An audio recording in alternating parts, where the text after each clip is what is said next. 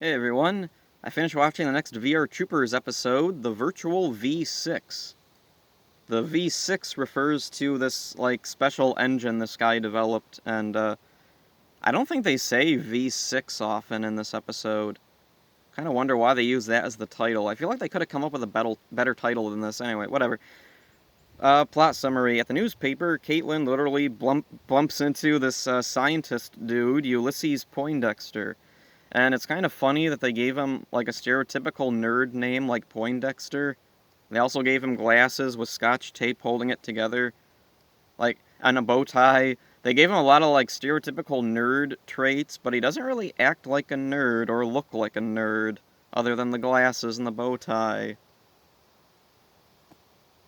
I don't know, it's that weird kind of early 90s Saban humor that, it's just weird. Whatever, moving on.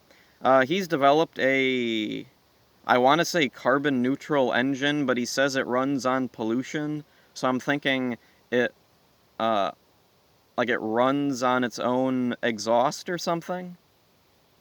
So it's not exactly carbon neutral, but it doesn't cause pollution because it, uses its own pollution.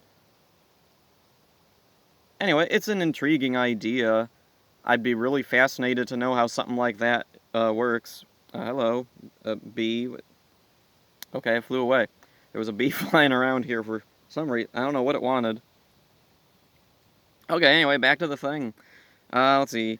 He tells Caitlin that no one will listen to him at car companies or corporations, so he wants to get a story out in the news about his engine.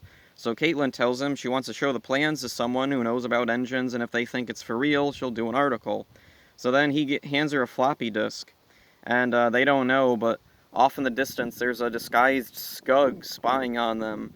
And so then the Skug reports to Grimlord, and then Grimlord orders a monster out to steal the disc. So then the troopers are hanging out at a pool. Sure, why not? And then Jeb knocks the mayor's wife into the pool.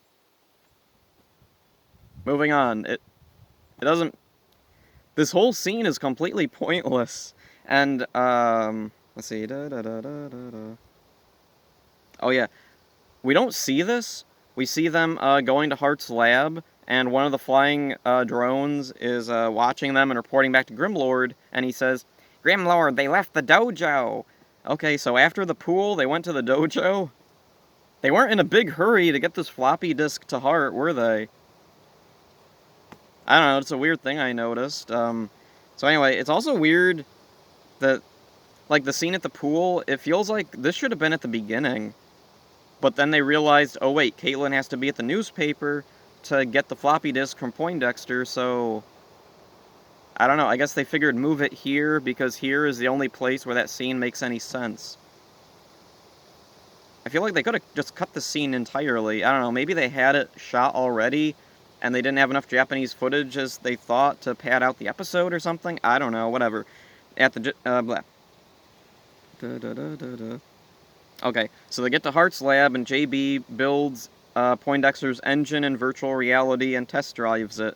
Meanwhile, at the dojo, some Skugs attack Tao. One of the Skugs swipes the floppy disk, not the floppy disk, it's a floppy disk that Tao has because it thinks it has the engine plans, even though the troopers still have the disk. So anyway, the Skug teleports away. Oh yeah, and they left Jeb at the dojo. Weird.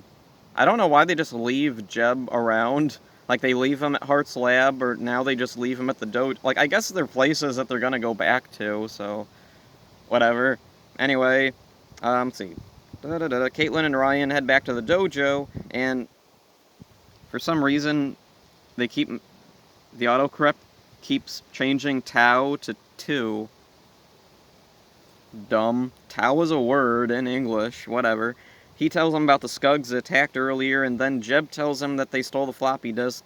Then there's a really dumb joke where Jeb says something and Tao hears him, and Ryan has to cover for Jeb talking.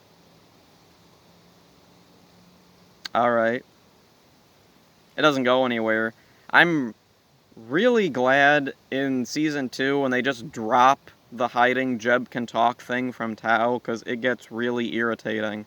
I don't know what it is about this kind of story, but, that kind of thing in stories, where they have to hide some ability an animal has. I don't like it. It gets irritating real quick for me. I'm really happy that there's a cartoon, Dead End Paranormal Park, where this dog gets the ability to talk. And at first they keep it secret, but then after a while they're like, whatever, screw it, the dog can talk. And the dog's like, yeah, I can talk. And everyone's like, oh, alright, whatever. And everyone's just super accepting that the dog can talk now. I like that. I like that they don't drag it on for too long. So anyway, back to VR Troopers. Da, da, da, da, da, da. Okay, so yeah, Jeb tells them that the Skug stole the floppy disk, so the troopers are like, they must be trying to get the engine plans. And then suddenly Caitlin gets a call from Woody at the newspaper that a busload of kids was just hijacked by Skugs. And, okay. So then with Hart's help, they find the bus, they split up, Caitlin fights through this army of Skugs, JB uses his bike with the new engine to chase down the bus, and Ryan is in the airship because he's not in the Spielbahn footage.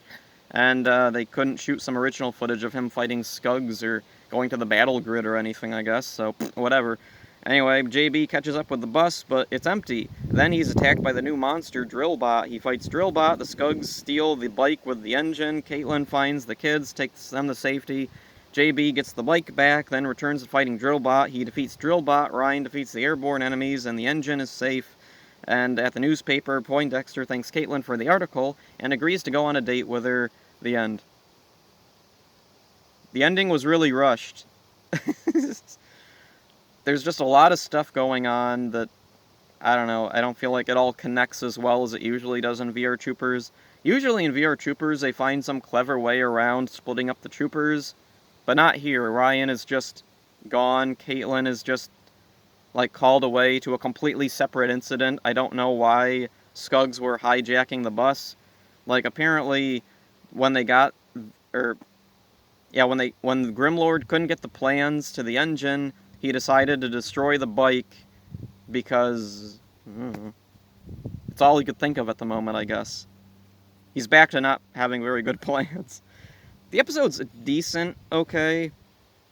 It is really, the weirdest thing here, though, is introducing the carbon-neutral engine, which, even in VR Troopers' world of magic and virtual reality and superpowers, robots, monsters, and all that other crazy stuff and a talking dog, the introduction of a carbon-neutral engine that never is ever brought up again is really weird. Especially now. It's very relevant now because fuel is, like, a genuine concern for people, and something like this would be absolutely revolutionary for the world. And in the episode, it's treated as like, oh boy, we won, and then it's never brought up again. And Grimlord doesn't seem to care. I don't know, it's a weird thing to think about. I don't really know how to think about something like that that's just tossed aside so casually. So anyway, oh yeah, one of the interesting things here, Grimlord's plan this episode isn't so much centered on the troopers, as much as it's to save his human identity, Carl Zichter. Carl Zichter specializes in power plants and things that cause a lot of pollution, and that's on purpose. He wants pollution, he wants to wipe out Earth, he wants to, I don't really know what exactly his end goal is, but he wants to get rid of life on Earth, and causing more pollution would help that along. So he wants to get rid of the engine plans because that could potentially slow down pollution. Oh, a tree just fell down up there. Cool. Okay, moving on. Let's see. The scene at the pool feels pointless. I feel like this is... It might be like a deleted scene from the other episode where they were hanging out at the pool. Like, maybe that episode was running a little long, so they cut this scene, and they had it, and they were like, well, we want to use it somewhere, and this episode's running low, we can use it here. So that's my assumption of, like, why it's there. Let's see. Okay. Not a whole lot to say about this one. It's an okay episode, just not a whole lot to say about it. I'm trying really hard to think of something to say about it, and I can't think of anything. There is a cool scene when the Skugs attack Tao with the dojo. Tao's able to hold his own, and it's really cool to see Tao take on the Skugs. It's really cool to see like side characters like that join in like in fights and battles and stuff. Oh, floppy disks are cool looking. Just wanted to say that. um, I don't know what else to say, so I guess I'll end it here. See ya. Hope you enjoyed it.